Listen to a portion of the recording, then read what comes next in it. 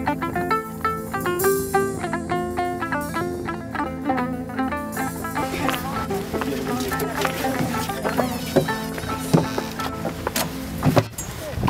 le directeur de la planification de la réforme de l'éducation,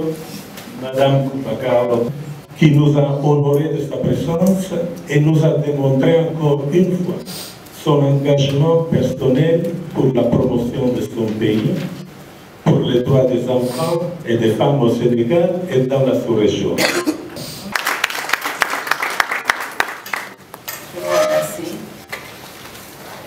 Je voudrais avant tout saluer toute l'assistance et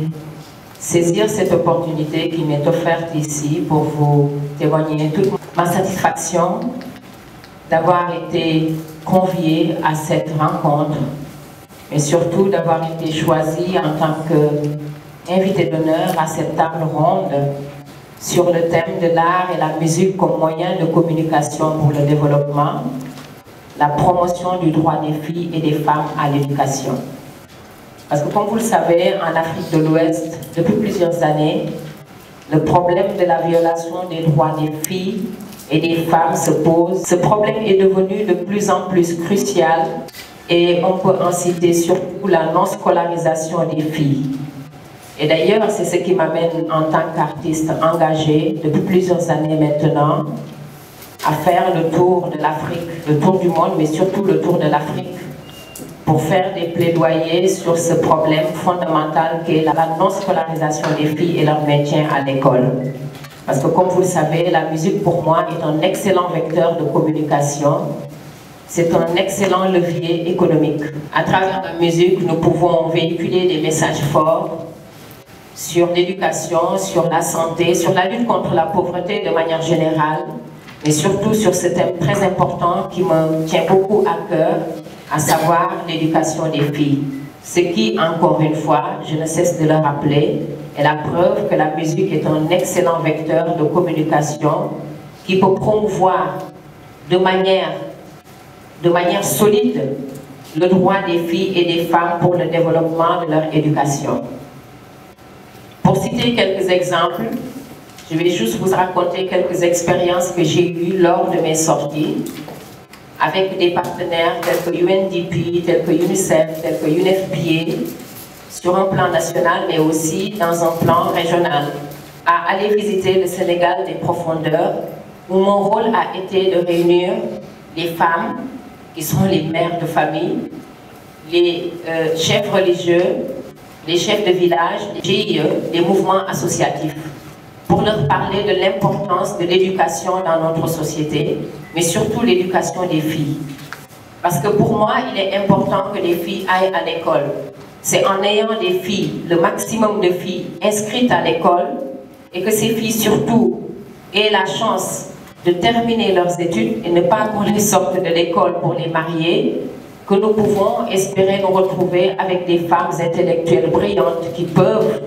assiéger dans les grandes instances de décision. Et cette expérience m'a amené dans des villages reculés tels que Namarel, tels que Namardé, tels que Djoum, Matam Podor, parce que tout simplement nos parents jugent que l'école n'a pas une importance capitale pour une fille. La femme, la place de la femme est à la maison et non à l'école. J'avoue que le résultat était constaté après chaque passage. En termes d'autres expériences aussi, je peux parler de mes sorties au Niger et en partenariat avec UNFPA, j'ai été sollicitée assez régulièrement pour faire des plaidoyers sur deux thèmes majeurs, notamment, ou trois thèmes même majeurs, notamment la scolarisation des filles, leur maintien à l'école, mais surtout les mariages forcés et précoces. Quand on sait que dans un pays comme le Niger, les filles sont mariées généralement entre 12 et 13 ans, ce qui crée un problème énorme. Parmi les violences faites aux femmes, ce n'est pas seulement l'agression faite aux femmes, mais aussi les cas de viol. La non-scolarisation même des filles à l'école peut être une violence faite aux femmes parce que interdire à une personne le droit de savoir est une grosse violence qui lui est infligée. parce que je pense que le savoir est la chose la plus importante, parce qu'il faut savoir pour pouvoir se défendre, savoir pour pouvoir être et exister, parce qu'il faut savoir pour pouvoir tout simplement savoir davantage qui on est et qu'est-ce qu'on peut dire dans la vie et comment on peut aspirer à se défendre dans la vie. Cela m'a amené dans un pays comme la Côte d'Ivoire, en pleine guerre, à Boaké plus précisément,